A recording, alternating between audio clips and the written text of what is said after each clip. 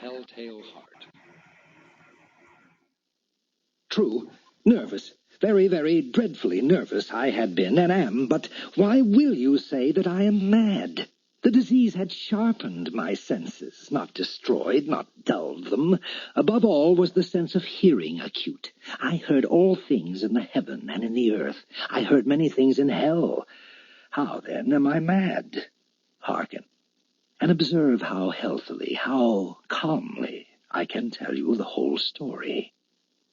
It is impossible to say how first the idea entered my brain, but once conceived, it haunted me day and night. Object there was none, passion there was none. I loved the old man. He had never wronged me. He had never given me insult. For his gold I had no desire. I think it was his eye. Yes, it was this. One of his eyes resembled that of a vulture, a pale blue eye with a film over it. Whenever it fell upon me, my blood ran cold. And so by degrees, very gradually, I made up my mind to take the life of the old man, and thus rid myself of the eye forever. Now, this is the point. You fancy me mad. Madmen know nothing. But you should have seen me. You should have seen how wisely I proceeded, with what caution, with what foresight, with what dissimulation I went to work. I was never kinder to the old man than during the whole week before I killed him. And every night about midnight I turned the latch of his door and opened it, oh, so gently. And then, when I had made an opening sufficient for my head, I put in a dark lantern, all closed, so that no light shone out, and then I thrust in my head. Oh, you would have laughed to see how cunningly I thrust it in. I moved it slowly, very, very slowly, so that I might not disturb the old man's sleep. It took me an hour to place my whole head within the opening so far that I could see him as he lay upon his bed. Would a madman have been so wise as this? And then, when my head was well in the room, I undid the lantern cautiously. Oh, so cautiously, for the hinges creaked. I undid it just so much that a single thin ray fell upon the vulture eye. And this I did for 7 long nights, every night just at midnight, but I found the eye always closed, and so it was impossible to do the work, for it was not the old man who vexed me, but his evil eye. And every morning when the day broke, I went boldly into the chamber and spoke courageously to him, calling him by his name in a hearty tone, and inquiring how he had passed the night. So you see, he would have been a very profound old man indeed to suspect that every night, just at 12, I looked in upon him while he slept. Upon the 8th night, I was more than usually cautious in opening the door. A watch's minute hand moves more quickly than did mine. Never before that night had I felt the extent of my own powers, of my sagacity. I could scarcely contain my feelings of triumph. To think that there I was, opening the door little by little, and he not even to dream of my secret deeds or thoughts. I fairly chuckled at the idea, and perhaps he heard me, for he moved on the bed suddenly as if startled. Now, you may think that I drew back, but no. His room was as black as pitch with the thick darkness, for the shutters were close fastened through fear of robbers, and so I knew that he could not see the opening of the door, and I kept pushing it on steadily. I had my head in and was about to open the lantern when my thumb slipped upon the tin fastening, and the old man sprang up in the bed, crying out, "Who's there?" I kept quite still and said nothing. For a whole hour I did not move a muscle, and in the meantime I did not hear him lie down. He was still sitting up in the bed, listening, just as I have done, night after night, hearkening to the death watches in the wall. Presently I heard a slight groan, and I knew it was the groan of mortal terror. It was not a groan of pain or of grief, oh no. It was the low, stifled sound that arises from the bottom of the soul when overcharged with awe. I knew the sound well. Many a night, just at midnight, when all the world slept, it has welled up from my own bosom, deepening with its dreadful echo the terrors that distracted me. I say I knew it well. I knew what the old man felt, and pitied him, although I chuckled at heart. I knew that he had been lying awake ever since the first slight noise when he had turned in the bed. His fears had been ever since growing upon him. He had been trying to fancy them causeless, but could not. He had been saying to himself, "It is nothing but the wind in the chimney. It is only a mouse crossing the floor, or it is merely a cricket which has made a single chirp." Yes, he has been trying to comfort himself with these suppositions, but he had found all in vain, because death, in approaching him, had stalked with his black shadow before him and enveloped the victim. And it was the mournful influence of the unperceived shadow that caused him to feel, although he neither saw nor heard, to feel the presence of my head within the room. When I had waited a long time, very patiently, without hearing him lie down, I resolved to open a very, very little crevice in the lantern. So I opened it, you cannot imagine how stealthily, until at length a single dim ray, like the thread of the spider, shot from out the crevice and full upon the vulture eye. It was open, wide open, and I grew furious as I gazed upon it. I saw it with perfect distinctness, all a dull blue, with a hideous veil over it that chilled the very marrow in my bones. But I could see nothing else of the old man's face or person, for I had directed the ray, as if by instinct, precisely upon the damned spot.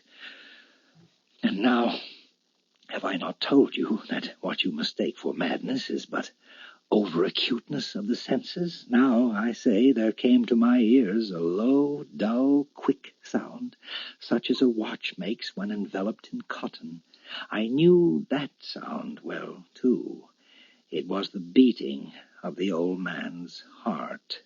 It increased my fury, as the beating of a drum stimulates the soldier into courage. But even yet I refrained and kept still. I scarcely breathed. I held the lantern motionless. I tried how steadily I could maintain the ray upon the eye. Meantime, the hellish tattoo of the heart increased. It grew quicker and louder every instant. The old man's terror must have been extreme. It grew louder, I say louder, every moment. Do you mark me well? I have told you that I am nervous, so I am, and now at the dead hour of the night, amid the dreadful silence of that old house, so strange a noise as this excited me to uncontrollable terror. Yet for some minutes longer I refrained and stood still, but the beating grew louder. I thought the heart must burst, and now a new anxiety seized me. The sound would be heard by a neighbor. The old man's hour had come. With a loud yell, I threw open the lantern and leaped into the room. He shrieked once only. In an instant I dragged him to the floor and pulled the heavy bed over him. I then smiled gaily to find the deed so far done. But for many minutes the heart beat on with a muffled sound. This, however, did not vex me. It would not be heard through the wall. At length it ceased. The old man was dead. I removed the bed and examined the corpse. Yes, he was stone dead. I placed my hand upon the heart and held it there many minutes. There was no pulsation. He was stone dead. His eye would trouble me no more. If still you think me mad, you will think so no longer when I describe the wise precautions I took for the concealment of the body. The night waned, and I worked hastily, but in silence. First of all, I dismembered the corpse. I cut off the head and the arms and the legs. I then took up 3 planks from the flooring of the chamber, and deposited all between the scantlings. I then replaced the board so cleverly, so cunningly, that no human eye, not even his, could have detected anything wrong. There was nothing to wash out, no stain of any kind, no blood spot whatever. I had been too wary for that. A tub had caught all. When I had made an end of these labors, it was 4 o'clock, still dark as midnight. As the bell sounded the hour, there came a knocking at the street door. I went down to open it with a light heart, for what had I now to fear? There entered 3 men, who introduced themselves with perfect suavity as officers of the police. A shriek had been heard by a neighbor during the night. Suspicion of foul play had been aroused. Information had been lodged at the police office, and they, the officers, had been deputed to search the premises. I smiled, for what had I to fear? I bade the gentleman welcome. The shriek, I said, was my own in a dream. The old man I mentioned was absent in the country. I took my visitors all over the house. I bade them search well. I led them at length to his chamber. I showed them his treasures, secure, undisturbed. In the enthusiasm of my confidence, I brought chairs into the room and desired them here to rest from their fatigues, while I myself, in the wild audacity of my perfect triumph, placed my own seat upon the very spot beneath which reposed the corpse of the victim. The officers were satisfied. My manner had convinced them. I was singularly at ease. They sat, and while I answered cheerily, they chatted familiar things, but ere long I felt myself getting pale and wished them gone. My head ached, and I fancied a ringing in my ears, but still they sat and still chatted. The ringing became more distinct. It continued and became more distinct. I talked more freely to get rid of the feeling, but it continued and gained definitiveness until at length I found that the noise was not within my ears. No doubt I now grew very pale, but I talked more fluently and with a heightened voice, yet the sound increased, and what could I do? It was a low, dull, quick sound, much such a sound as a watch makes when enveloped in cotton. I gasped for breath, and yet the officers heard it not. I talked more quickly, more vehemently, but the noise steadily increased. I arose and argued about trifles in a high key and with violent gesticulations, but the noise steadily increased. Why would they not be gone? I paced the floor to and fro with heavy strides, as if excited to fury by the observation of the men, but the noise steadily increased. Oh, God! What could I do? I foamed, I raved, I swore. I swung the chair upon which I had been sitting and grated it upon the boards, but the noise arose over all and continually increased. It grew louder, louder, and still the men chatted pleasantly and smiled. Was it possible they heard not? Almighty God, no, they heard, they suspected, they knew. They were making a mockery of my horror. This I thought, and this I think, but anything was better than this agony. Anything was more tolerable than this derision. I could bear those hypocritical smiles no longer. I felt that I must scream or die, and now again, hark, louder! Villains! I shrieked, dissemble no more. I admit the deed. Tear up the planks. Here it is. It is the beating of his hideous heart.